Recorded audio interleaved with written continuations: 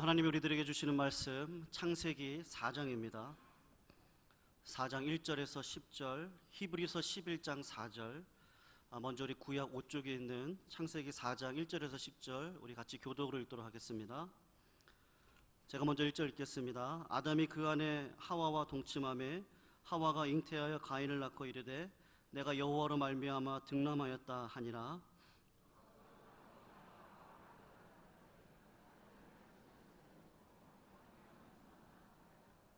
세월이 지난 후에 가인은 땅의 소산으로 제물을 삼아 여호와께 드렸고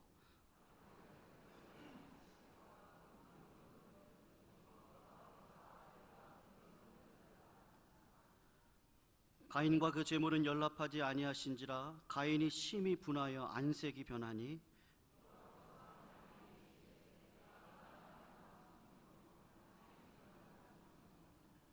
내가 선을 행하면 어찌 낫을 들지 못하겠느냐. 선을 행치 아니하면 죄가 문에 엎드러지느니라. 죄의 소원은 내게 있으나 너는 죄를 다스릴지니라.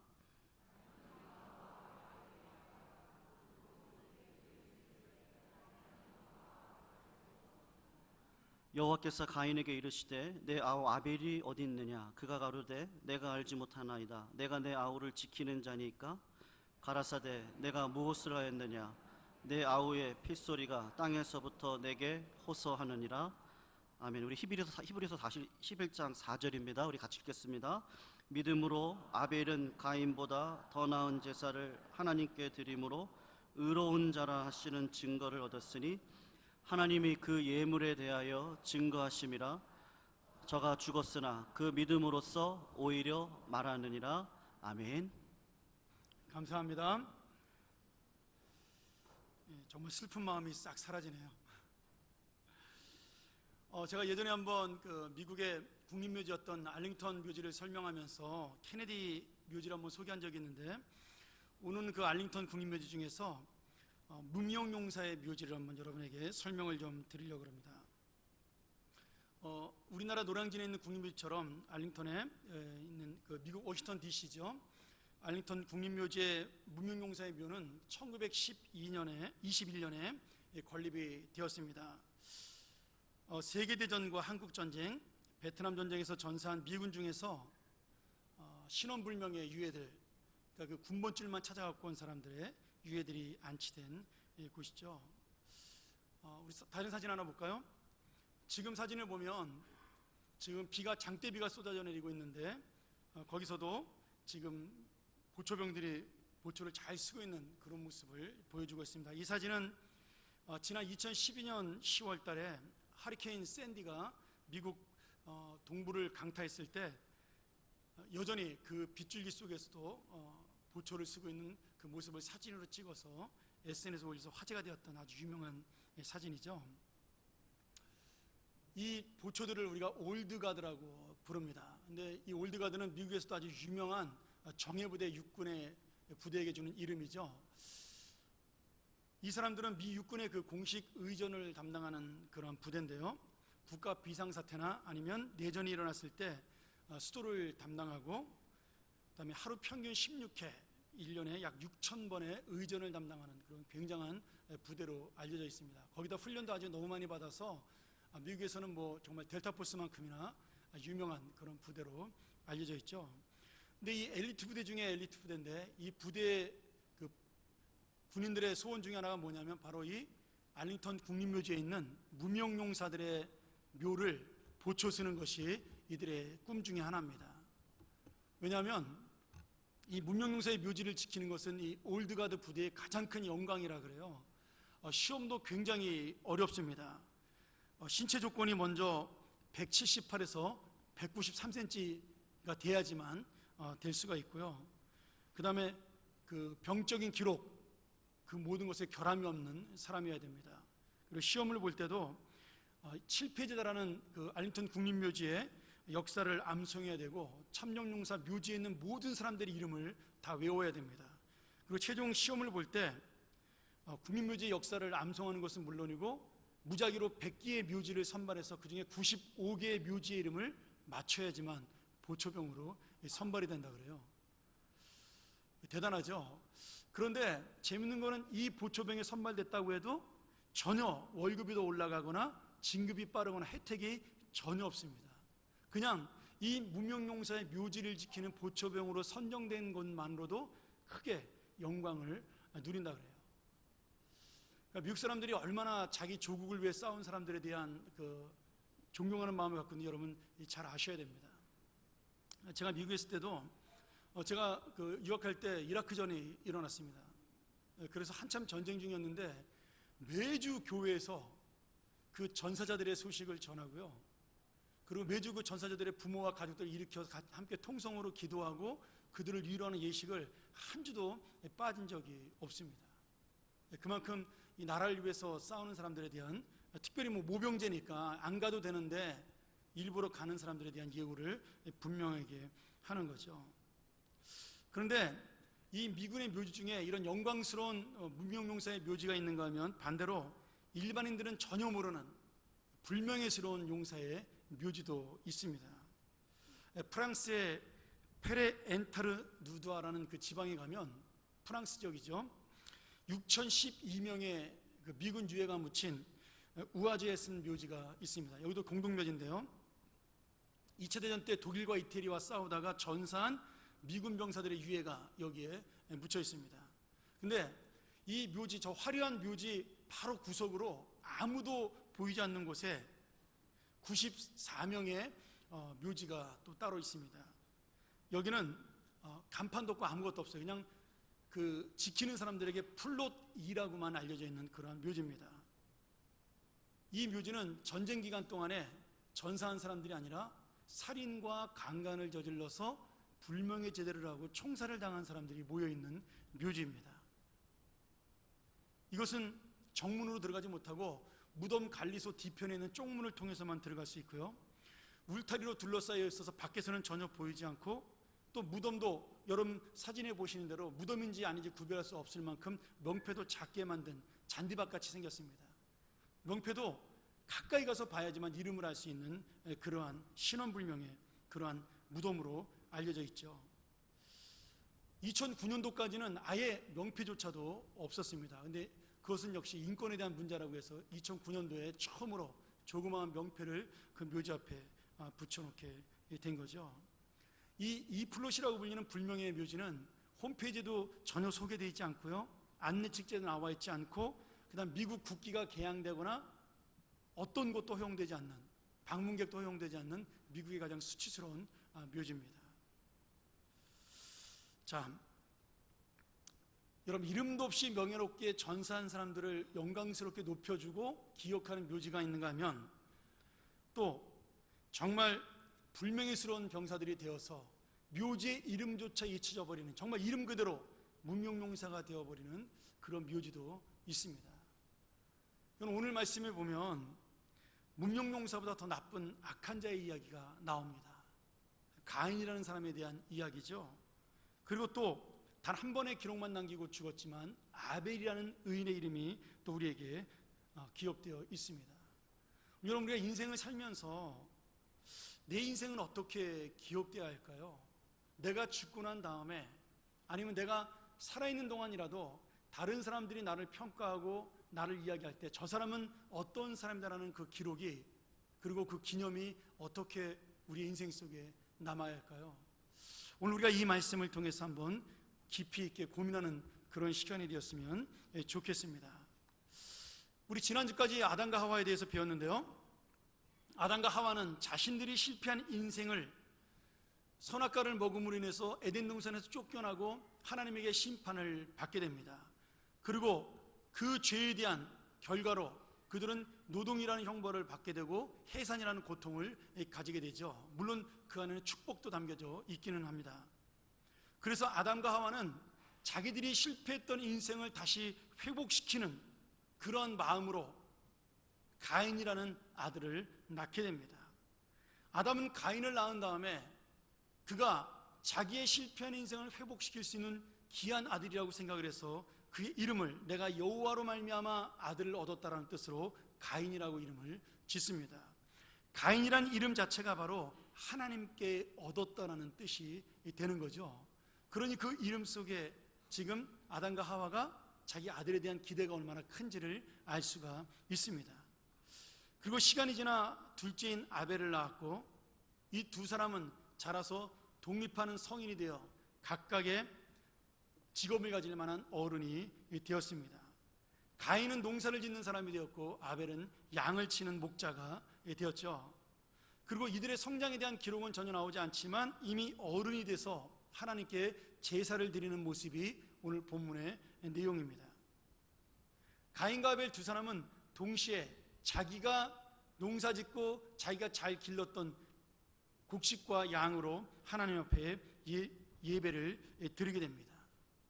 정성을 다해 예배를 드렸는데, 제사를 드렸는데 그만 문제가 생겼습니다. 우리가 잘 아는 대로 하나님께서 가인의 제사는 받지 않으셨어요. 예전에 구약시대에는 하나님이 제사를 받으시면 그 제물이 불에 타서 하늘로 올라갔습니다. 그리고 하나님이 제사를 받지 않으시면 연기만 모락모락 났어요. 아마도 가인이 바친 그 제물 곡식에는 연기만 나고 매운 연기만 나서 고생했을 것이고, 아마 아벨이 드린 그 양은 활활 불이 타올라서 하나님의 그런 제단에 상달되는 역사가 일어났었을 것입니다.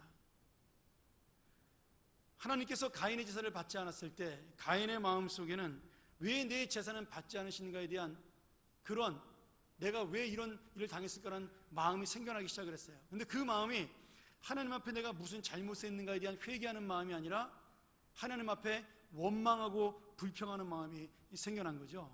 그리고 자기 동생 아벨을 시기하고 질투하는 마음이 생겨나게 됩니다. 그 마음은 결국 자기의 동생 아벨을 들판에 데리고 나가 몰래 뒤에서 돌멩이로 그를 쳐서 죽이는 첫 번째 살인자가 되는 그러한 악한 일을 저지르게 되죠. 그래서 지금까지도 가인은 회개하지 않는 악인의 대명사로, 아벨은 첫 번째 순교자로 의인의 모습으로 우리에게 남아 있습니다. 자, 근데 중요한 거는 왜 하나님께서 가인의 제사는 받지 않으시고 아벨의 제사만 받았을까요? 이게 중요합니다.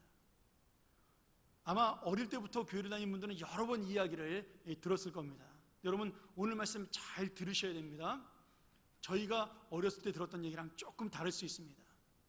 창세기만을 놓고 보면 하나님께서 가인과 아벨의 제사가 왜 다른가에 대한 설명을 하지 않고 있습니다. 전혀 없죠. 그냥 아벨의 제사는 받고 가인의 제사는 받지 않았다라는 그 결과만 나와 있는 거죠. 그런데 이 말씀을 바라보면서 여러 가지 해석을 하는 사람들이 있었습니다. 자, 구약을 헬라어로 번역했던 70인역, 우리가 셉투아진트라고 부르는 그 헬라어 번역본에 의하면 가인이 제물을 드릴 때 제물을 나누는 법대로 나눠서 이렇게 드렸어야 되는데 그냥 한꺼번에 뭉쳐서 드렸기 때문에 하나님이 제물을 받지 않았다. 제물 드리는 방법이 잘못되었다라고 설명을 합니다. 아벨은 제사법대로 바르게 잘 제물을 드렸기 때문에 제물을 받았다, 이렇게 설명을 해놓고 있습니다. 또한 필로라고 부르는 고대 학자가 있습니다. 아주 유명한 철학자면서 역사학자죠.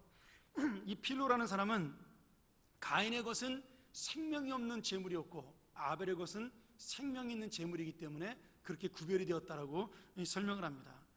또 이스라엘의 가장 유명한 역사가였던 요세푸스라는 사람은 가인의 행동에 도덕적으로 결함이 있었기 때문에 하나님이 그 예배를 받지 않았다라고 설명을 합니다.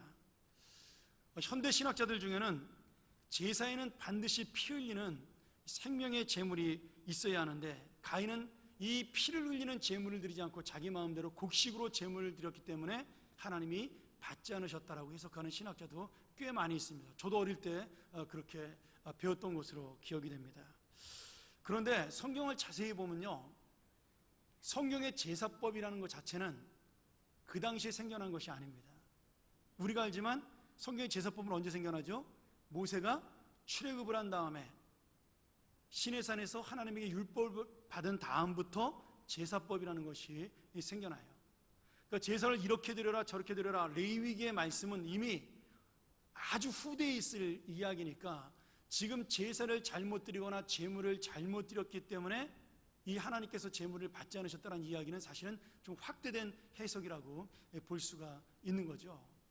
그리고 창세기 말씀을 보면 이 제물이라는 단어를 가인이 드린 제물도 미누아라는 단어를 사용하고 아벨이 드린 제물도 히브리어로 미누아라는 똑같은 단어를 사용합니다.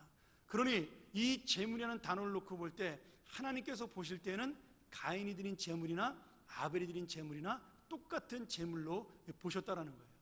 그러니 지금 이 제사의 문제는 제물에 있는 것이 아니라는 겁니다. 이게 중요합니다. 자, 우리가 이 제사를 드렸던 창세기의 부분뿐 아니라 성경에서 가인과 아벨에 대해서 많은 기록이 나오지 않지만 그래도 그들을 기록하고 있는 말씀을 자세히 살펴보면 조금 더 정확하게 그 이유를 우리가 이해할 수가 있습니다. 먼저 우리가 읽은 히브리서 11장 4절을 보면요, 하나님께서 아벨이 믿음으로 더 가인보다 나은 제사를 드렸다라고 말씀하셨어요. 자, 하나님께서는 아벨의 믿음을 더 인정하셨습니다. 어떻게 인정하셨어요? 제물을 받는 방법을 택하심으로 지금 가인보다 더 믿음으로 제사를 드린 것에 대한 그런 응답을 하신 겁니다. 그리고 아벨이 이 믿음으로 의로운 제사를 드렸기 때문에 하나님은 그를 의로운 자라고 칭합니다. 그리고 그 믿음으로 의로운 삶을 살다가 죽었다라고 우리 히브리서 11장 4절 마지막에 설명하고 있죠. 이 부분이 중요합니다. 만약에 하나님께서 한 번 제사를 잘못 지냈다고 해서 악인이라고 부르지 않습니다. 예배 한 번 소홀히 하고 예배 시간에 졸았다고 해서 야단치거나 벌을 내리지 않습니다. 만일 그렇다면 우리 모두는 여기서 다 쫓겨나야 정상이죠. 저만 졸았나요? 아마 평생 동안 예배를 드리면서 한 번이라도 안 졸았다 그런 분은 없으실 겁니다. 예배 시간에 우리가 딴 생각 안 하고 나는 항상 예배 드릴 때마다 전심을 다하여 예배 드려 평생 동안 한 번도 안 그런 적이 없어, 여러분 이렇게 말하시는 분은 아마 아무도 없을 거예요. 누구나 다 피곤하고 졸리면 좋을 수도 있고 그리고 잠깐 동안 딴 생각을 할 수도 있습니다. 하나님께서는 우리의 마음을 아십니다. 피곤하면 잘 수도 있습니다. 물론 매일 자면 영혼이 병든 겁니다. 그러나 가끔 자는 것은 하나님도 이해하신다고 저는 믿습니다. 중요한 거는 지금 이 제사의 문제가 단순히 한 번 잘못 드린 제사가 아니라 그 제사를 드리는 자의 삶과 마음을 보고 말씀하시고 있다라는 거예요. 자, 성경에서 여러 곳에서 그것을 증거합니다. 제 말씀이 아닙니다. 요한일서 3장 12절을 같이 볼까요? 요한일서 3장 12절에 보면 가인에 대해서 하나님이 이렇게 해석을 하고 있어요. 가인같이 하지 말라. 저는 악한 자에게 속하였다. 그 아우를 죽였으니 어쩐 연고로 죽였느냐? 자기의 행위는 악하고 그 아우의 행위는 의로움이니라. 여러분 지금 제사에 대한 이야기를 하고 있지 않죠? 무엇에 대한 이야기를 하고 있어요?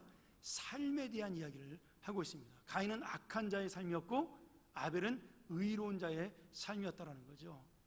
자, 유다서 1장 11절. 화 있을진저 이 사람들이여 가인의 길에 행하였으며 삭슬 위하여 발람의 어그러진 길로 몰려갔으며 고라의 폐역을 쫓아 멸망을 받았도다. 지금 유다서 1장 11절에 나오는 세 사람 가인과 발람과 고라는 범죄를 통해 물질을 쫓다가 교만을 쫓다가 하나님의 심판을 받아서 멸망당한 대표적인 세 사람입니다.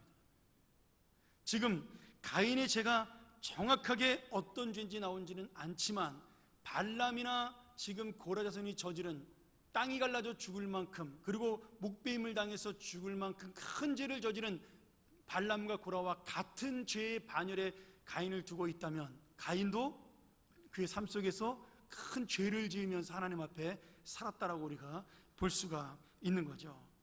지금 가인이 살아온 길을 바라볼 때 그는 멸망할 수밖에 없는 악한 자의 삶을 살아왔다라는 증거입니다.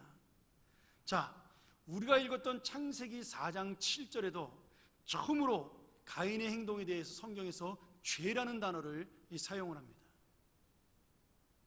가인이 첫 번째 죄를 저지른 거예요. 물론 아담이 죄를 저지르겠지만 아담이 선악과를 따먹을 때는 이 죄라는 단어를 사용하지 않고 그가 그저 행동으로 잘못했다라고 이야기했습니다. 근데 그 결과, 욕심의 결과, 교만의 결과로 가인은 분명히 하나님이 죄라는 단어를 사용해서 그의 잘못을 지적하고 있어요. 여러분, 죄라는 단어가 히브리어로 하마르티아라는 단어를 씁니다. 근데 그 단어가 정확히 어떤 뜻이냐면, 우리가 화살을 이렇게 쫙 겨냥해서 이렇게 탁 쐈을 때 그 화살이 그 목표물을 향해서 가지 않고 엉뚱한 데 가서 탁 꽂히면 그것을 성경에서는 죄다 이렇게 이야기합니다. 여러분, 그 목표물이 뭘까요? 하나님의 뜻입니다. 하나님의 삶이에요. 하나님의 목적입니다. 우리가 도둑질하고 살인하고 거짓말하는 것만이 죄가 아니라 내 삶의 방향이, 내 생각이, 내 행동이, 그리고 내가 사람을 대하는 모습이, 인생의 모든 모습들이 하나님의 목적을 향하여 달려가지 아니하고 하나님의 뜻을 향하여 달려가지 아니하고 어긋난 길, 내가 원하는 길, 내가 욕심부리는 길, 내가 좋아하는 길, 내가 원하는 생각으로 달려가는 것을 하나님은 뭐라고 말씀하셔요? 죄라고 말씀하는 겁니다. 여러분, 이 죄 앞에는요, 누구든지 결백할 수 없습니다. 여기서 있는 저부터 모든 사람들은 다 자기의 마음을 가지고 살아갑니다. 어떻게든지 하나님의 목표물이 아니라 내 목표를 향하여 달려가는 거죠. 그러면서 우리는 이 교회 와서 주일날 예배를 드리기 때문에 나는 의인인 것처럼 그렇게 행동을 하는 겁니다. 의인인 것처럼 생각을 하는 겁니다. 근데 내 마음속에 하나님을 향한 목표, 하나님의 뜻을 향한 마음, 그리고 하나님의 길을 향하여 끝까지 달려가지 않는 인생이라면 그가 살아온 인생은 아무리 많은 재물을 가인처럼 드려도 그것은 죄라는 거예요. 가인은 제사를 드렸지만 하나님이 네 마음속에 죄가 있다라고 분명하게 말씀을 하고 있는 거죠. 오늘 여러분, 우리가 이런 말씀들을 볼 때 가인의 잘못을 종합적으로 이렇게 이야기할 수가 있습니다. 가인은 평소 생활에서 자기의 욕심대로 살았던 사람이었습니다. 하나님의 의와 하나님의 뜻에는 관심이 없었어요. 그리고 자기의 마음을 만족시키기 위하여 죄의 유혹에 쉽게 넘어가는 이 사람이었습니다. 하나님께서 가인을 야단치면서 뭐라고 말씀하셨어요? 네가 지금 죄를 짓고 싶은 마음을 가지고 있다. 네 마음속에 죄를 짓고 싶은 마음이 요동치고 있다라고 그를 책망하셨습니다. 하나님의 야단을 맞고도 가인은 자기의 생각을 고치지 않았어요. 오히려 그 말을 듣고 더 분노했습니다. 도대체 내가 뭘 잘못한 거야? 그러면서 아벨을 바라보면 어떤 생각을 가졌어요? 저놈 때문에 내가 이런 소리를 듣는 거야. 그러면서 아벨에 대한 질투심과 미움이 일어났고, 그 분노와 질투를 가지고 자기 자신이 아니라 동생, 사랑하는 지켜야 될 동생을 죽일 정도의 마음을 가진 사람이 가인이었습니다. 그러니 지금 가인이 제물을 드렸을 때 하나님께서 받지 않으신 이유는 당연히 가인의 인격과 삶과 그의 인생을 받지 않으신 겁니다. 그리고 그의 마음을 받지 않으신 거죠. 곡식을 드렸기 때문도 아니고 방법이 잘못된 것도 아니었습니다. 반대로 아벨은 하나님께 대한 온전한 믿음과 경외하는 신앙을 가지고 있었기 때문에 진정한 제사, 다시 말하면 마음의 제사, 중심의 제사를 하나님 앞에 드릴 수가 있었습니다. 아벨은 생활 속에서 의롭고 경건하게 살려고 했었고, 그러한 삶의 모습으로 정성스럽게 예물을 준비하였기 때문에 하나님께서는 제물을 받음으로 그의 마음과 삶을 받으신 겁니다. 마태복음 23장 35절에 보면 아벨에 대한 이야기가 유일하게 한 번 더 나옵니다. 예수님께서 아벨에 대한 이야기를 하시면서 의인 아벨의 피로부터 성전과 제단 사이에서 너희가 죽인 바라기아의 아들 사가랴의 피까지 땅에서 흘린 의로운 피가 다 너희에게 돌아가리라. 자, 바리새인들이 의로운 사람들을 죽였다라고 말씀하십니다. 물론 예수님을 죽인 그 모습을 지금 이야기하시는 거죠. 그러면서 그것을 순교자의 피라고 설명을 하십니다. 그래서 예로 누구를 드냐면 아벨과 사가랴 제사장을 듭니다. 여러분, 사가랴 제사장은 구약 성경에서 역대하 24장에 보면 여호야다라는 제사장의 아들인데요, 여호야다는 요아스라는 왕을 어릴 때 왕으로 세워서 하나님의 말씀으로 잘 키웠던 이 사람입니다. 근데 이 여호야다 제사장이 죽은 다음에 요아스가 변심을 하게 돼요. 믿음이. 그래서 우상을 섬기고 하나님의 어그러진 길로 가게 됩니다. 그때 여호야다의 제사장의 아들이었던 스가랴, 여기서는 사가랴라고 표현했지만 스가랴와 사가랴는 같은 이 사람입니다. 요아스 왕에게 나아가서 하나님의 믿음으로 돌아오라고 그를 책망하고 회개를 촉구하죠. 그때 요아스는 교만해서 그의 말을 듣지 않고 어떻게 해요? 이 사가랴를 죽입니다. 성전에서 그를 죽이죠. 그 순교를 하게 됩니다. 지금 예수님께서는 그렇게 하나님의 말씀을 지키고 의롭게 죽은 스가랴 제사장과 하나님의 바른 예배를 드리다가 죽었던 아벨을 똑같은 순교자의 반열로, 의인의 반열로 함께 설명을 하고 있습니다. 결국 지금 이 아벨, 죽임을 억울하게 죄 없이 죽임을 당한 아벨과 스가랴가 바로 누구란 얘기예요? 예수 그리스도의 십자가 죽음을 이야기하고 있는 겁니다. 그러니 이 말씀을 놓고 볼 때 아벨이 어떻게 살았는지에 대한 자세한 설명은 성경에 없지만 예수님이 인정하실 만큼 아벨은 의로운 믿음의 삶을 살았던 의인이었습니다. 경건한 사람이었습니다. 여러분, 우리가 이 말씀을 지금 잘 기억을 해야 되는 이유가 무엇인지 아세요? 이 말씀이 지금 아무에게나 주어진 말씀이 아니라는 거예요. 여러분, 이 말씀은 광야 생활을 하고 있는 지금 이스라엘 백성에게 주어진 모세가 기록한 말씀이에요. 자, 제가 새벽기도 시간이나 금요일이나 수요일날 아니면 가끔 대예배 시간에 그 이야기를 자주 했습니다. 성경을 읽을 때 제일 중요한 게 뭐라고요? 그냥 읽는 것보다 성경을 하나님이 왜 쓰셨는지, 창세기의 목적이 무엇인지, 누구에게 쓰셨는지가 가장 중요하다고 제가 말씀을 드렸습니다. 항상 그것을 알고 읽어야 그 말씀의 정확한 의미를 알 수 있다고 제가 말씀을 드렸죠. 오늘도 마찬가지예요. 여러분, 이 지금 가인과 아벨의 기록이 있는 창세기를 모세가 누구에게 쓴 거냐면 이스라엘 백성들에게 쓴 겁니다. 물론 깊은 뜻이 있죠. 이스라엘 백성을 출애굽시키신 하나님께서 이스라엘 백성을 그냥 무작위로 구원하신 것이 아니라는 거예요. 아브라함 때부터 약속하셨던 하나님의 말씀, 수천 년 전부터 이루어졌던 하나님의 말씀의 약속이 지금 이 출애굽해서 가나안 땅으로 들어가는 이스라엘 백성들에 주시는 하나님의 놀라운 언약의 말씀이라는 사실을 강조하고, 너희들은 그냥 백성이 아니라 하나님이 선택한 백성이요 이 약속을 지키는 하나님의 특별한 자녀고 백성이라는 사실을 강조하여 그들에게 자부심을 가지고 이 광야 생활에 지치지 말라고 주신 말씀입니다. 우리에게도 똑같죠? 이 어려운 세상을 살아갈 때 우리가 그냥 구원받은 것이 아니라 태초부터 하나님이 우리를 창조하셨고 계획하셨고 우리를 구원하시러 작정하신 그러한 하나님의 자녀라는 사실을 보여주기 위해서 이 창세기를 우리에게 보여주고 있는 겁니다. 그런데 특별히 가인과 아벨에 대한 기록을 남긴 이유는 더 깊이가 있습니다. 자, 이스라엘 백성들이 지금 광야 땅을 지나서 이제 얼마 있으면 가나안 땅으로 들어갑니다. 그럼 가나안 땅에 들어가서 어떤 예배를 드려요? 하나님의 모세에게 주셨던 레위기에 있는 예배를 가지고 제사를 지내게 됩니다. 그런데 그 제사를 매일같이 드리고 매주일마다 드릴 때 어떤 마음이 생기냐 이거죠? 바로 가인과 같은 제사를 드릴 수 있다라는 거예요. 습관적이고 반복적이고 그리고 삶과는 상관없는 그저 형식적인 제사를 드릴 수 있다라는 것을 지금 미리 말씀하고 있는 겁니다. 너희가 아벨처럼 항상 의로운 제사를 드려야 하나님이 기뻐 받으신다라는 말씀을 하기 위해서 지금 모세가 이스라엘 백성들에게 이 말씀을 전해주고 있는 겁니다. 마찬가지예요. 여러분, 우리가 매주일 드리는 예배도 마찬가지입니다. 이 예배가 얼마나 중요하냐 하면 지금 하나님께서 나를 구원하시고 하나님의 자녀됨을 이 예배를 통해서 공식적으로 날마다 우리가 확인하는 겁니다. 그러니 제사와 제물의 가장 중요한 것이 제사가 아닙니다.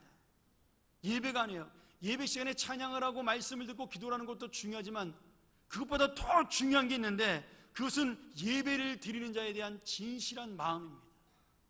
예배를 드리는 하나님에 대한 중심입니다. 내가 정말 하나님의 뜻대로 살고 이 자리에 와서 예배를 드리는가에 대한 그런 깊은 성찰을 가지고 예배를 드려야 그 예배가 바로 누구의 예배라는 거예요? 아벨의 예배라는 겁니다. 모세 이후에도 삶과 인격 자체가 예배요 제사라는 말씀이 수도 없이 반복이 되고 있어요. 제가 여러분에게 다 불러드릴 수는 없지만 화면의 말씀들을 보면서 여러분 잘 기억하셔야 돼요. 우리가 드리는 예배는 시간 한 시간으로 드리는 예배로 끝나는 것이 아닙니다. 우리의 삶 전체가 예배고 내가 드리는 모든 인격적인 행동 하나하나가 예배입니다. 죄로 가지 아니하고 하나님의 뜻으로 가는 그 길이 일주일 동안의 삶이 진짜 예배라는 사실이에요. 그럼 주일 예배는 뭐예요? 그 일주일 동안 살았던 삶의 예배를 가지고 와서 하나님, 내가 주님의 말씀대로 살았습니다. 내가 주님의 뜻대로 살았습니다. 힘들고 어려웠지만 주님의 마음을 가지고 살았습니다. 저에게 새 힘을 주시고 용기를 주시고 소망을 주시고 내가 살았던 삶이 옳은 삶이라고 저를 인정하여 주시옵소서. 그렇게 나오는 예배예요. 이 예배는 그런 예배가 돼야 하는 거죠. 그러면 일주일 동안 하나님의 뜻대로 살지 못한 사람들은 어떤 예배예요? 회개하는 예배가 돼야 합니다. 하나님, 내가 여전히 죄의 자리에 있어 하나님의 뜻을 알지 못했습니다. 내 욕심대로 살았고 내 야망대로 살았고 내 의지대로 살았고 하나님을 찾지 못한 나의 죄를 용서하여 주시옵소서.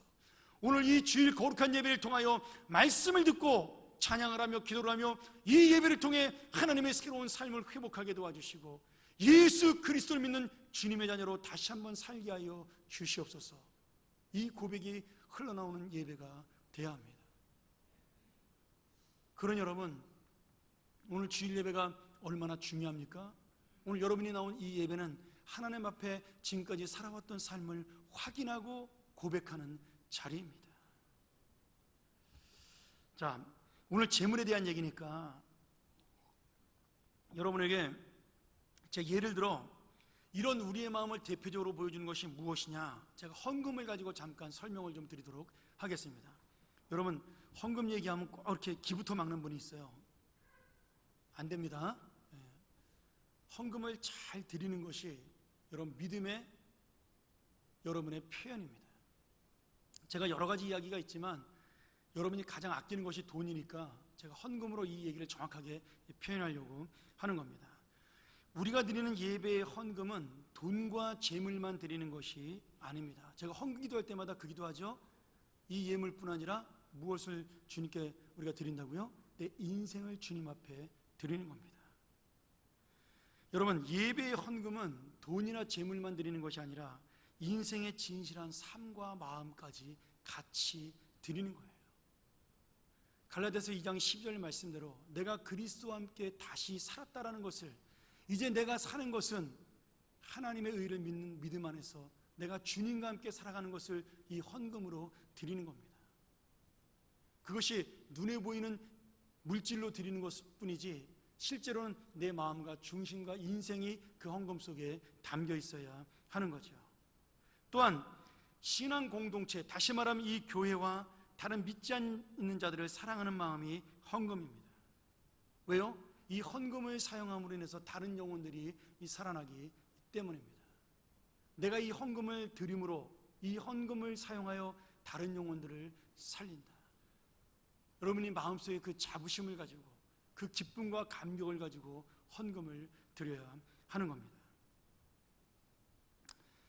제가 미국에 있을 때 그런 질문을 받은 적이 있어요. 목사님, 교회 11조를 드리는데 세금을 뗀 월급에서 11조를 드려야 되나요? 아니면 세금을 떼기 전에 11조를 드려야 되나요?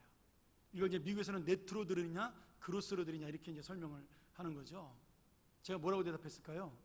마음대로 드리시면 됩니다. 그 마음대로가 무슨 마음이에요? 여러분의 중심의 마음입니다. 진실의 마음이에요. 이것을 놓치면 안 됩니다. 지금 부모님이 아파서 급한데 병원비가 아까워서 싼 병원부터 찾으면 응급실을 가야 되는데 싼 병원부터 찾는 것은 효자가 아닙니다. 무슨 병원으로 가야 되죠? 제일 가깝고 좋은 병원으로 가야 됩니다. 그것이 바로 부모를 위한 자식의 마음이죠. 근데 그것이 바로 헌금하는 마음이고 신앙입니다. 저희 딸아이가 처음으로 한국에 와서 직장에 들어서 월급을 받았습니다. 제가 11조를 내라고 당부를 했죠. 뭐 미국에서부터 11조를 잘 냈으니까 당연하게 생각을 했어요. 근데 제가 혹시나 싶어서 당부를 했습니다. 너 11조 드릴 때 꼭 채워서 드려라. 예를 들어서 250만 원의 월급을 받으면 여러분 정확한 사람 얼마를 드려야 되죠? 25만 원을 드립니다. 저는 그렇게 생각하지 않아요. 정확하게 드리려면 30만 원을 드리는 것이 믿음입니다. 여러분 부모님이 용돈 드릴 때 49만 5천 원 이렇게 정확하게 드리는 분 계시나요? 되도록이면 우리가 어른한테 예의를 드릴 때는 채워서 드리는 것이 원칙입니다. 저 어머니한테 생활비나 용돈 드릴 때 한 번도 5자나 3자가 들어가게 들어본 적은 없는 것 같아요. 근데 하나님에게 드릴 때도 마찬가지. 여러분 많은 액수를 말하는 것이 아닙니다. 여러분이 하나님을 어떤 마음으로 대하고 있냐를 설명하는 거예요. 요새 한참 11조를 가지고 논란을 벌이는 사람들이 있어요. 뭐 11조는 구약에만 나오는 거지 신약에는 나오지 않는 것이다. 그런데 교회에서 헌금을 많이 걷어들이기 위해서 자꾸 11조를 성경적인 헌금이라고 강조를 한다. 그러니 11조를 드리지 않는 것이 신약의 성경적인 해석이다. 그런 이상한 소리를 하는 사람들이 있습니다. 여러분 저는 그런 말을 하는 사람들의 마음의 중심을 보고 싶어요. 왜요? 그 사람들이 정말 11조가 성경적이냐 아니냐를 신학적으로 따지기 위해서 아니면 정확하게 구별하기 위해서 그런 논란을 벌이느냐 아니면 드리기 아까워서 그러느냐예요. 여러분 신약에서는 왜 11조를 강조하지 않을까요? 신약에는 11조를 내라는 성경 구절이 한 군데도 없습니다. 맞습니다. 왜 그럴까요? 신약에서는 인생 전체가 다 하나님의 것이기 때문에 다 드려야 되기 때문입니다. 그렇게는 해석하지 않잖아요. 여러분 초대교회 교인들이 사도행전에 보면 모든 물건을 유무상통했다 그랬어요. 그 말이 뭐예요? 내 재산을 전부 다 교회에 드렸다라는 얘기예요. 하나님 앞에. 그 대표적인 사람이 누구냐면 바나바라는, 바울을 전도했던 바나바라는 사람이에요. 그 사람이 헌금을 드리고 너무나 사람들에게 존경을 받았기 때문에 많은 사람들이 그 사람을 따라서 전 재산을 교회 앞에 드리기 시작을 했습니다. 그래서 바울의 별명이 권위자예요. 어서리티의 권위가 아니라 다른 사람을 위로하고 권면하는 권위자가 된 거죠. 그래서 그 사람의 칭찬 듣는 모습을 보고 누가 마음속에 부러움을 갖게 되죠? 그 유명한 아나니아와 삽비라가 부러움을 갖게 됩니다. 그래서 자기의 재산을 다 팔아서 바나바처럼 바치고 싶었어요. 그런데 바치는 그 순간에 사탄이 그 마음속에 들어가서 야 아깝다, 반만 바쳐, 하나님이 뭐 아냐? 눈에 보이지 않는데, 이래가지고 반만 바치다가 하나님 앞에 심판을 받게 되죠. 여러분 초대교회에서는 전 재산을 드리는 것이 믿음이었어요. 그런데 그것이 나중에 실패를 합니다. 왜 실패해요? 인간의 연약한 마음 때문에 그 재산 드리는 것이 아까워서 신앙을 버리는 사람들이 생겨나기 시작을 한 거예요. 그래서 신약에서 전 재산을 드리는 헌금이 차츰차츰 없어지기 시작을 한 거죠. 원래 기본 정신은 예수를 믿으면 다 그 돈은 누구 거예요? 예수 안 믿어도 하나님 거잖아요. 어차피요. 예수 믿으면 마음까지도 하나님 겁니다. 여러분 11조를 강조하거나 안 하고 저는 그런 건 참 의미 없는 유치한 신앙이라고 생각이 들어요. 다 하나님 건데 뭐 강조한다고 드리고 강조 안 한다고 안 드리고 그럽니까? 요새 6월달이 지나니까 이제 7월이잖아요. 우리가 처음에 작정했던 선교헌금과 구제헌금이 조금씩 줄어들고 있어요. 왜요? 처음 마음이 식어진 거죠. 그렇죠? 1월 첫째 주, 둘째 주에 제가 설교를 했더니 마음속에 감동이 있었어요. 그래가지고 막 헌금을 작정을 했는데 6개월쯤 지나니까 그 감동이 점점 식어져서 지금 우리 가난한 사람을 돕는 구제헌금과 선교사들을 돕는 선교헌금이 조금씩 줄어들고 있어요. 그게 뭐냐면 다른 말로 쉽게 얘기하면 여러분의 믿음과 정성이 식어가고 관심이 없어지는 겁니다. 이게 가장 정확한 표현이에요. 오늘 여러분 우리의 마음속에 정말 값지게 살아가는 인생이 무엇일까요? 예전에 제가 미국에 있을 때 우리 처제가 공부하러 아이들과 함께 미국으로 들어왔습니다. 근데 많은 돈을 갖고 있는 사람이 아니니까 차를 사야 되는데 저한테 물어보더라고요. 형부 싸고 좋은 차 없냐고 저한테 이렇게 물어봤어요. 여러분 이 세상에 싸고 좋은 차라는 거는 없는 겁니다. 비싸고 좋은 차, 싸고 나쁜 차 둘 중에 하나밖에 없습니다. 반드시 비싼 것은 비싼 값을 하는 거예요. 제가 예전에 한번 말씀드렸잖아요. 제가 교회에서 건축을 하는데 그 감독하는 과장하고 이제 친해져서 밥 먹다 그 얘기를 한번 물어봤죠. 과장님, 싸고 좋은 재료 없습니까? 그때 그분이 뭐라고 말씀하셨어요? 목사님, 세상에 싸고 좋은 건축 재료는 없습니다. 비싸고 좋은 재료든지 아니면 싸고 안 좋은 재료입니다. 그런데 말이죠, 이런 경우는 있어요. 싸도 안 좋은데 내 마음에 드는 경우는 있습니다. 이게 중요합니다. 싸고 안 좋은 신앙인데 내 마음에 드는 신앙이 있어요. 하나님 마음에는 절대 들지 않습니다.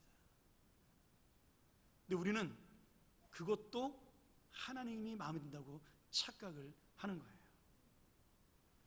보네포라는 목사님이 있습니다. 2차 대전 때 독일의 히틀러에 항거하다가 히틀러 암살 사건에 가담해서 사형당해서 죽은 목사님이죠. 굉장히 유명한 학자예요. 운동가이기도 했지만, 근데 이분이 값싼 은혜라는 이야기를 자기의 책인, 우리나라에는 나를 따르라는 책에서 번역이 되어 있는데, 값싼 은혜라는 얘기를 해요. 내가 예배를 드리고 기도를 하고 찬송을 하고 그런 종교적 행위를 하는 것으로 하나님의 은혜를 다 받았다라고 생각을 하고, 그것을 통해서만 하나님의 은혜가 임한다고 생각을 하고, 그것으로 만족하는 것, 그것이야말로 가장 하나님의 은혜를 모독하는 싸구려 은혜다라고 그렇게 말씀을 하십니다. 오늘 여러분, 신앙도 마찬가지예요. 값싸게 살아가는 인생에 좋은 믿음을 갖지 못합니다. 우리가 하나님의 신앙을 값비싼 것으로 인정하고 귀한 것으로 인정한다면 내 마음도 귀하게 주님 앞에 드릴 수 있어야 됩니다. 하나님은 한 번도 값싼 것으로 우리를 구원하시지 않으셨어요. 가장 귀한 것으로 우리를 구원하셨습니다. 가장 귀한 당신의 하나밖에 없는 아들 독생자 예수 그리스도를 통해 우리를 구원하셨고요. 가장 귀하고 높으신 하나님의 사랑을 가지고 우리를 구원하셨고요. 지금도 여전히 하나님만이 줄 수 있는 유일한 사랑으로 우리를 그 은혜로 인도하시는 분이 하나님의 약속이요, 하나님의 마음입니다. 하나님께서 값싸고 좋은 것을 찾는 것으로 고민하는 그런 신앙을 볼 때 하나님은 마음 아파하시는 겁니다. 헌금을 들고 10,000원을 더 낼까 말까를 가지고 고민할 때, 여러분, 제가 했던 고민이라서 부끄러워서 하는 얘기예요. 저도 그런 고민을 한 적이 많으니까요. 하나님도 마음 아파하셔요. 하나님은 한 번도 우리를 사랑하고 구원하는 걸 가지고 고민하지 않으셨어요. 얘를 좀 더 좋은 것으로 할까 나쁜 것으로 할까 망설이지도 않으셨습니다. 언제나 가장 좋은 것으로 우리에게 인생을 주신 거죠. 사랑하는 여러분, 우리가 헌금에 그렇게 제목을 붙이지는 않습니다. 그러나 사실 우리가 드리는 헌금에는 이런 제목이 붙어 있어야 돼요. 진실한 마음, 자원하는 마음, 진실한 삶, 영혼을 사랑하는 마음, 그리고 십자가에 대한 감사, 하나님의 뜻대로 살겠다는 삶의 고백, 이런 제목들이 그 헌금 봉투에 붙어 있어야 그것이 정상입니다. 사랑하는 여러분, 하나님은 가인이 드린 제물이 없어도 사는데 지장이 없어요. 아벨이 드린 양의 제사가 없어도 상관이 없습니다. 우리가 드리는 헌금이 없어도 하나님의 교회는 넘어지지 않습니다. 오히려 마음이 없고 체면으로 드리는 예물, 벌 받을까 봐 드리는 예배, 이만큼 내가 주님께 하면 주님 나한테 더 큰 것으로 주시겠다는 은혜와 상관없는 보상 심리의 그런 불신앙들, 그런 마음을 안타까워하시는 거예요. 너는 나랑 지금 거래를 하냐? 너는 나랑 지금 장사하려고 그러느냐? 하나님은 그 마음으로 우리를 안타깝게 바라보고 계시는 겁니다. 가인은 지금 자기의 인생 속에 하나님께 드리는 시간을 아까워했고 하나님께 드리는 삶을 아까워했습니다. 그리고 제사 지내는 시간을 아까워하고 자기가 드린 재물을 아까워하고 왜 이만큼까지 했는데 하나님께서 받지 않냐고 분노했고, 그리고 화를 냈고 다른 사람을 질투했습니다. 하나님께 보상받지 못한 자기의 재물을 아까워하고 하나님께 진실한 마음이 없을 때 책망받는 자기의 상황을 보면서 하나님께 분노했습니다. 결국에 가인은 지켜야 할 동생 아벨을 돌로 쳐 죽이는 어리석은 결론을 맺게 되죠. 사랑하는 여러분, 가인은요 그러고도 잘 살아요. 우리가 4장 5장을 계속 읽다 보면요, 가인은 하나님의 곁을 떠나 에녹성이라고 자기 아들 이름을 따서 성을 지어놓고 멋지게 자식을 낳으면서 잘 살아갑니다. 아무 일도 없는 것처럼 살아가요. 그리고 지금 무엇으로 남아있어요? 악인의 대명사로 남아있는 겁니다. 아벨은요, 아무것도 없는 것처럼 보여요. 잘못한 거 하나 없이 오히려 의롭게 살다가 형이 죽이는 그 죽음을 맛보고 억울한 죽음을 당하고 힘없이 죽어가는 것처럼 보이고 안타깝고 불쌍한 젊음의 인생이 쓰러져가는 모습처럼 보입니다. 그러나 지금 아벨은 그의 믿음으로, 그의 순결한 피로 영원히 살아있는 의와 복음의 증거로 예수 그리스도의 복음을 전하는, 예수 그리스도의 참된 예배를 전하는, 예수 그리스도의 참된 마음을 전하는 의로운 자로 우리에게 남아 있는 것입니다. 여러분, 수많은 묘지가 있고 수많은 묘명이 있고 수많은 기업들이 우리에게 있습니다. 오늘 누가 하나님께 참된 예배를 드리는 자로 남아 있을까요? 오늘 누가 참된 제물을 드리는 자로 남아 있을까요? 오늘 누가 참된 하나님의 뜻을 따르는 인생을 살아갔던 자로 우리에게 기억이 될까요? 오늘 사랑하는 여러분, 이 아벨처럼 쓰러져가는 영혼이 될지라도, 꽃잎처럼 흩날리는 그러한 삶이 될지라도 하나님 앞에 진실한 자의 표상으로, 의로운 자의 모델로, 그리고 이 땅을 살아가는 하나님의 자녀의 그런 표지로 우리가 오늘 하루도 그리고 내일도 이 모든 인생의 예배를 드리고 살아가는 여러분 되기를 주의 이름으로 간절히 축원합니다. 기도하겠습니다.